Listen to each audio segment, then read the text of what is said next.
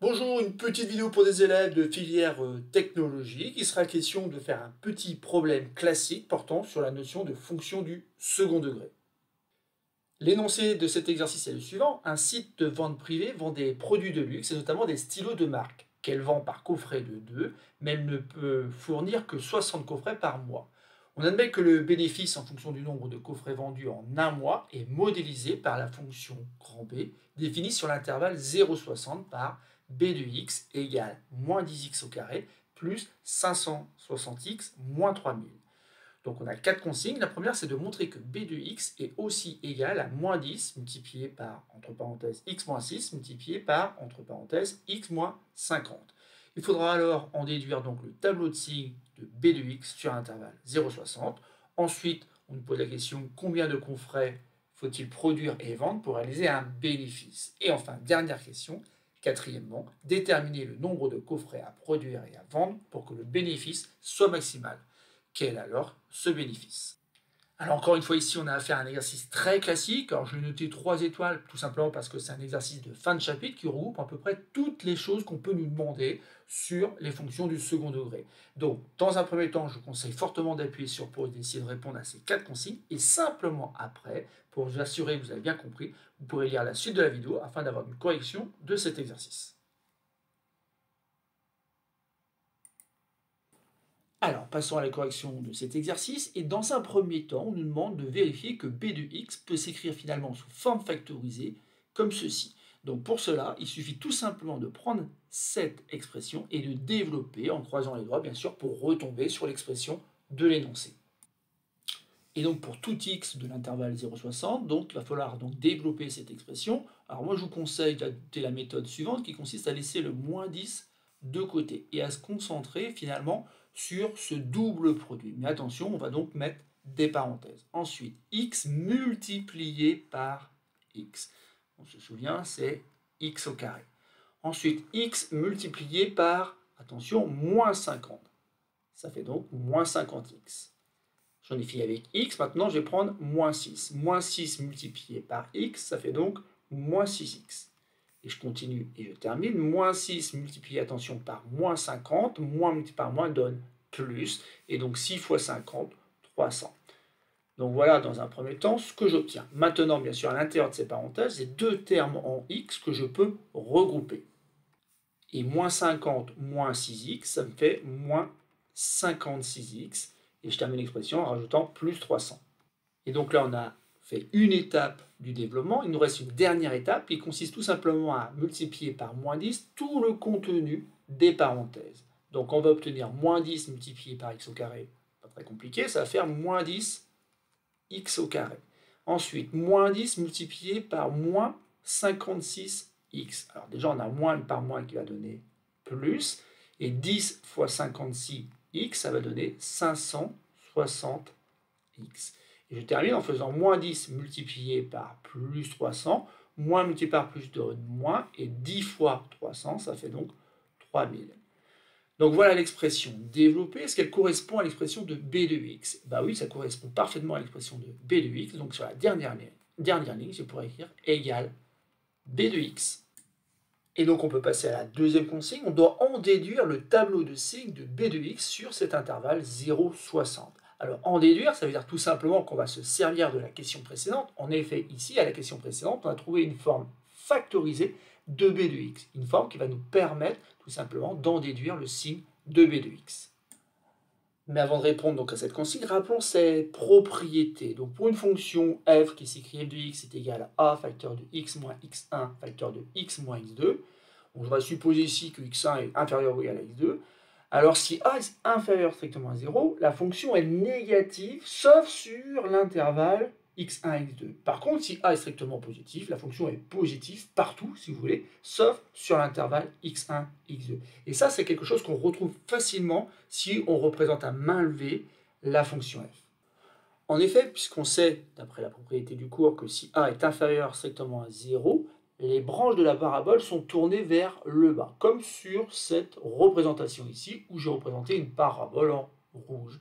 Et vous voyez bien qu'en fait, cette courbe-là, cette parabole, coupe l'axe des abscisses en deux points qui ont pour abscisse x1 et x2. Et quand on dit que la fonction est négative partout, sauf sur l'intervalle x1, x2, c'est tout simplement que pour toute valeur comprise entre x1 et x2, la parabole est au-dessus de l'axe des abscisses. Ça veut dire que si vous lisez l'image, eh ben cette image sera forcément positive. Et donc ça, c'est très facile à voir. On peut aussi voir rapidement donc le deuxième cas, si a est strictement plus grand que 0. Dans ce cas-là, la parabole a les branches tournées vers le haut, comme ceci. Et encore une fois, il y a deux valeurs qu'on appelle les racines, qui sont x1 ici et x2 là, pour lesquelles donc la parabole ici, finalement, passe en dessous de l'axe des abscisses. Et il faut bien comprendre ici que partout en dehors de l'intervalle x1 et x2, ben, la fonction est positive, c'est-à-dire que je lis une image, elle sera positive. Si je prends un nombre plus grand que x2, son image sera positive. Par contre, pour toute valeur comprise entre x1 et x2, quand je lis une image, elle sera négative. C'est pour cela qu'il est très facile, lorsqu'on a une forme factorisée ici, de dresser le tableau de signes de la fonction b de x. Alors déjà, donc x est compris entre 0 et 60. Et ensuite, dans l'expression, donc, il faut découvrir les racines. Et les racines, ça n'a d'autre que les valeurs 6 et 50, qui sont bien compris d'ailleurs entre 0 et 60. Donc 6, je vais le mettre là, et 50 ici. Donc il faut bien comprendre qu'ici, on va avoir des changements de signes. Mais l'élément qui est important ici de voir, c'est le fait que A est égal à moins 10. Et moins 10 est inférieur strictement à 0.